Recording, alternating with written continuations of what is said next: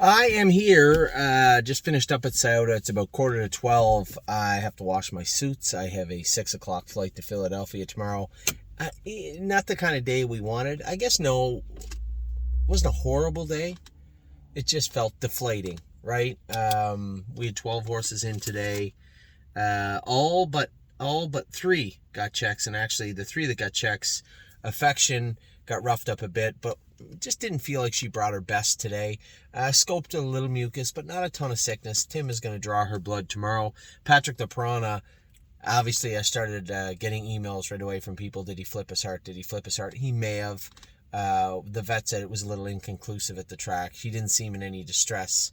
Um, it seemed like he did not, but something was clearly bothering him. Mark did message me yesterday and say that Patrick just didn't seem like he was himself. He was eating everything. There was no temperature. He was going to draw blood on him to see. He just didn't feel like he was himself. And I think the thing that went into at least a component of him we're not talking about scratching, was the fact that he ate, didn't have a temperature, wasn't coughing, and if you scratch from the outside, you get allocated the outside if you go back again. Now, Saratoga I don't really think is his mix, right? I stuck up for it a number of times because it was a necessity at the time. They didn't race at Plainridge, so Saratoga's a place. He just doesn't seem like he likes the track, to be honest. Aside from this start, where clearly something was wrong, every other time that they have raced him at Saratoga, he just doesn't seem to race as well, right? It's a tough place to race anyway. Half-mile track. If you draw outside, good night, Irene. You draw inside. Geez, I went in 51 anyway today, so there's no easy racing. Falls under a heading of a couple of other horses. Just not in the right place, I think, and that's certainly not Markham Less's fault, and certainly not the horse's fault. It's just circumstances, just the way it is right now. So, as I said to Mark, and I think, everybody knows it, if he's not going to get into Plainridge, then we may have to look for another option for him. Where that is, I have no idea just yet. I don't want to think about it. I hope, one, he's okay. Two, he's probably going to need a week to recoup and get his blood back up and make sure that whatever was ailing him today is not ailing him anymore. There's no lameness, so that's a good thing. Whatever's eating away at him right now this week, he's probably going to need at least a week, and then after that, hopefully he can get into Plainridge. And if that's not the case, if he can't get into Plainridge, then I guess we have to discuss where we're going to go with Patrick. But for now, just a flat race tonight, and that's not Patrick the Piranha. It's not like, oh my God, he raced terrible. He raced beyond terrible. He raced as if something was bothering him tonight, because it was. So, not even a start you can look and say, oh, he was just bad. No, he wasn't. He was sick, or something was bothering him. He was terrible. Let's discount the start, but at the same time, understand that we don't want to have a repeat performance of that. So, and the other horse that was sixth, quite the opposite. Cintra raced good. Again, another line of 50-1, 26-2, but no money to be had. I don't know. When I look at the classes, I don't really want to send him. And I know one of our clients said, oh, Yonkers would be great for him. No, it wouldn't. He's a lame horse. He'll break down at Yonkers. He's not a sound old horse. He's a 10-year-old that we got. He takes a lot of work and a lot of good care from Nellie and her mom that take care of this horse, and a lot of protective training from Harry to make sure that he can race. Now, it worked well last year. It's just not working well right now, and he is not going to Yonkers. So if you're out there saying, I want to see him in Yonkers, just sell your shares, because he's not going to Yonkers. We'll send him somewhere. I'm not sure where. At some point, I don't think Mohawk is going to be conducive. It's now July the 1st. You still have the heat of July and August to come at you, and a lot of speed in front of him. I just don't, somebody else said, what about the Gold Cup? I don't, especially if we're talking about Covered Bridge and horses like that. You're not going to see a second Cinderella story, I don't think, from Cintra. So we just got to look at where's a good place for him. Somebody said Illinois. Possibly, yes. I would think that would be a nice spot to go. Have to see what the Open would go for, and it doesn't open until September, so you still have July and August. Indiana, same thing. You're not much different than Mohawk. Every class goes in 49. So there's only a handful of tracks really would suit him on a full-time basis. The Meadows, I guess, is in the mix. The horse did well when he was there before.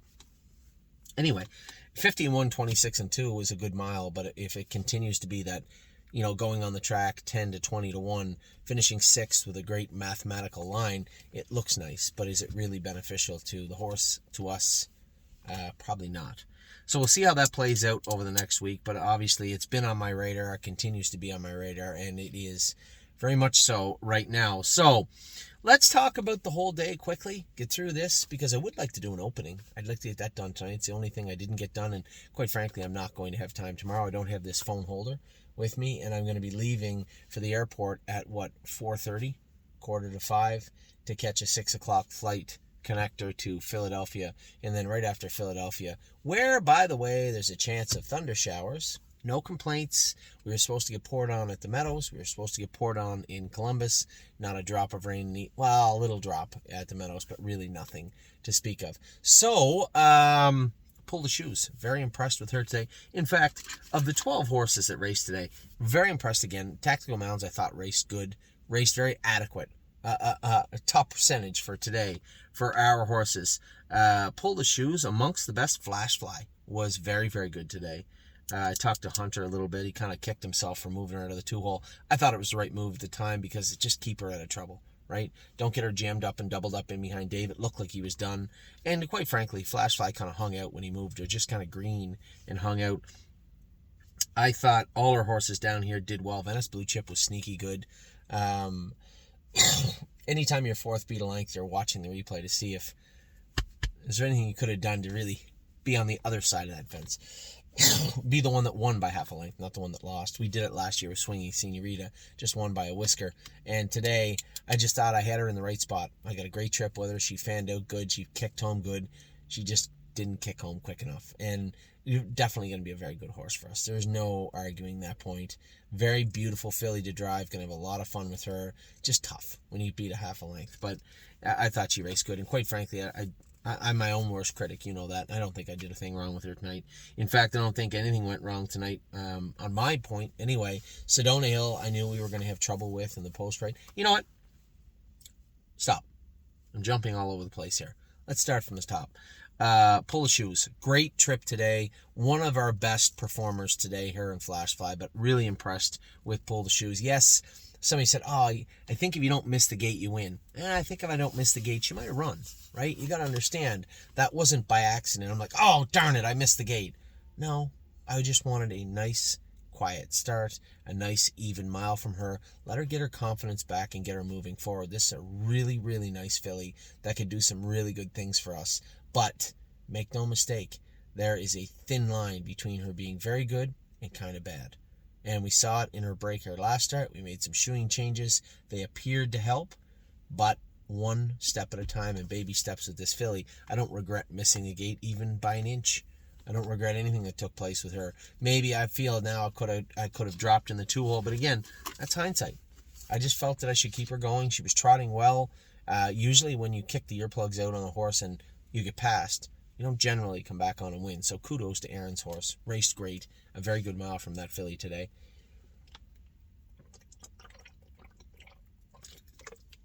And Pull the Shoes didn't give up an inch. She raced well, trotted through the wire well.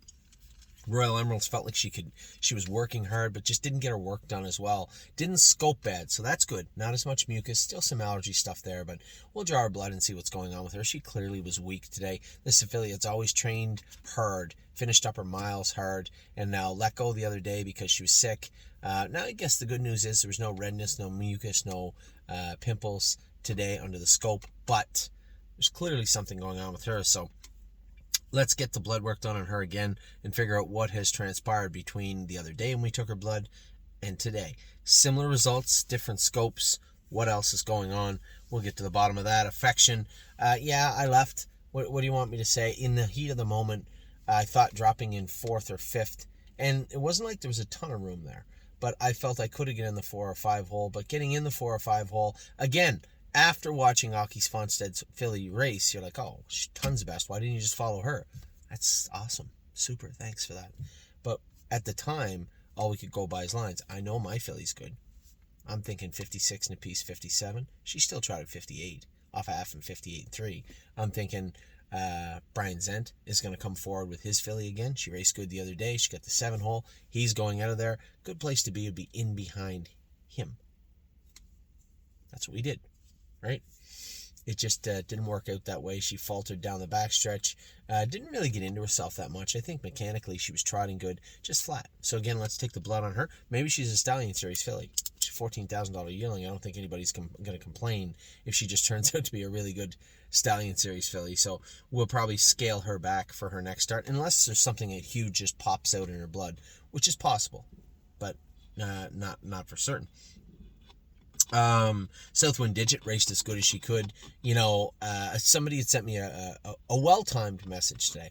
Driving down the road, and Amy read it to me. It popped up and it said, the 2-year-olds that looked okay, but we both know are okay, would it make sense to sell them? Geez, I don't. Antilles Hanover, well-bred, good-looking line.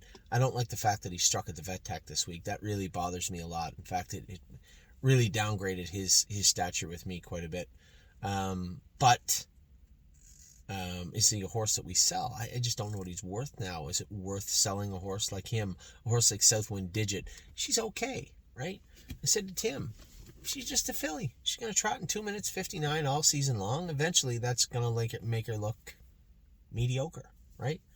But a useful horse nonetheless. Take nothing away from her. She made $5,000 in her first start and finished second in a Stallion Series. Good for her. I guess it's food for thought as we take flight into the stakes season, into the month of July and August and thereon.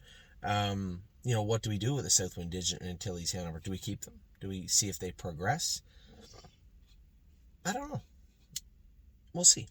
Then we had Flash Fly. I was literally on pins and needles. I had to leave early to get here. I was really worked up and worried about it. And then Hunter drove her great. She raced great. I thought everything went well. Got some nice fillies there, and they just have to grow up and mature, but they're getting there. They understand the speed. They understand the work. Now they just have to put all the pieces together. They're right there on the table for them, and I think that they've decided they are. Flashlight definitely looked professional today, and I thought Pull the Shoes was great also. I got to Scioto and got the message about Patrick De Pirano. We touched on him at the start. There's no real, and don't need to beat that drum, right? He's an older horse. He's going to have the odd stumble, right? And he's had it. He hasn't been the Patrick De Pirano of 2022 in 2023 for the most part, but still a good horse, and he's still just trying to find his way and put it all together again. I would say that's how he is. He just seems like a classy horse. So today's mile, concerning as it may be, there was nothing soundness-wise with the horse. They will draw his blood and see what's up with him, but I suspect it. If it was something to do with arrhythmia, it's very hot. He is a Lasix horse, and if he was a little under the weather, like Mark said he probably may have been, could all of that turn into an episode? Yeah, it could have. There's nothing conclusive by the vet. He wasn't in any distress afterwards. So it may have just been sickness. Could have tied up. We don't know yet. But we'll find out when we get the blood work back on him. We're going to have to turn the page. Venice Blue Chip, my first drive. I thought she got away great. Got a great trip. I really thought for a second she was a winner.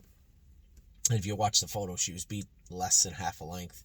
I thought she raced great to finish fourth, 53 and 3, last half and 55 and a piece, last quarter and 28 seconds flat. A very good mile from Venice Blue Chip. A great start for her. She was awesome. As I said, Tactical Mounds, I thought raced great today. Scott drove her great. Looked like she lost herself in the last turn a little bit. She was following good cover and just kind of gapped it. And then it was almost like she hit another gear and took off again.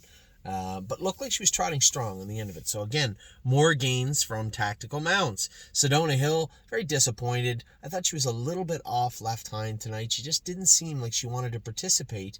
Usually when you see horses make breaks like that don't generally make breaks, something's bothering them, right? Now, did she shipped all the way down here in the heat for retention to a new track, first time ever off the track? Remember, she stabled at Northfield Park. So first time down here, did she tie up a little bit? Did she cramp up a little bit? Was that left hind? Is there something bothering her there?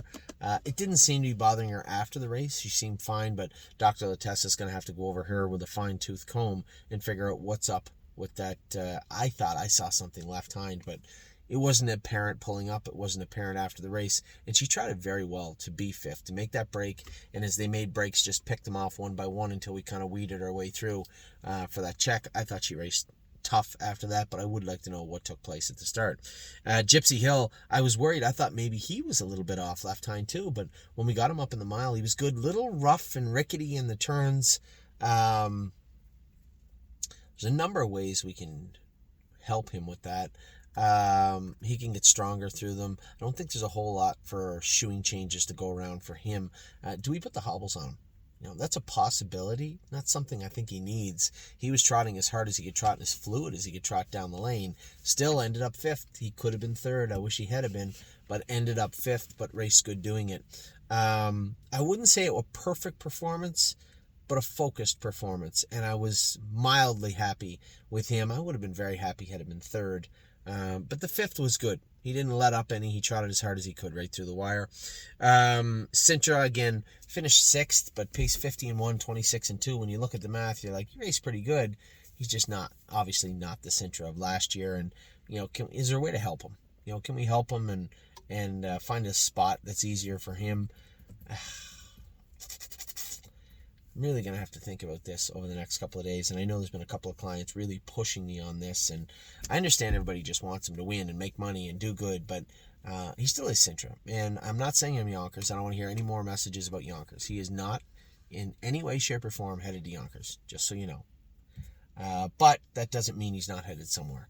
I'll think about it and mull it over the next 48 hours, and then see where we're going with Sintra moving forward. And then Born to Dance, I thought he raced as good as he could. He had to pace 54, 53 in a piece. I thought the horse raced really well. I think the plan is simple with him. Probably race him in the first Sire Stakes just to get some points, because he probably, usually what happens is you have 1 or 2 divisions throughout the rest of the season.